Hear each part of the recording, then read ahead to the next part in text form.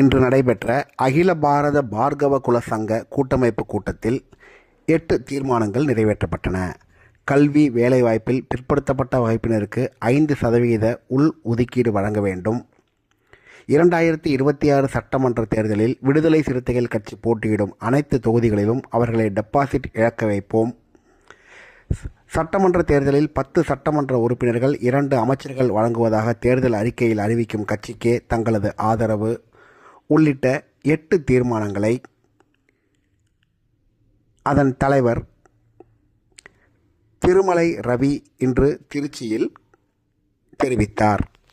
போட்டியிடுற அனைத்து தொகுதிகளையும் இந்த மண்ணின் தீய சக்தி விடுதலை சிறுத்தைகள், அதோட தலைவர் திருமாவளவனுக்கு நாங்களாம் அவரோட தீவிர ரசிகருங்க.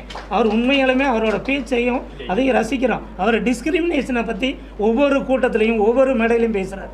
ஆனால் இந்த டிஸ்கிரிமினேஷன் எதுக்கு அவர் அப்படி பண்ணுறாருன்னு எங்களுக்கு புரியலை.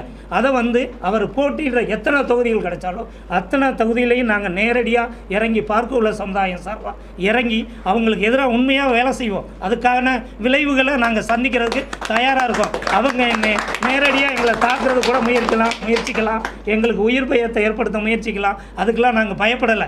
எங்கள் சமுதாயத்துக்காக என்னோட உயிர் இன்னுயிர் போனாலும் எனக்கு கவலை இல்லை. ஆனால் என் சமுதாயம் அதுதான் என்னோட நோக்கங்க.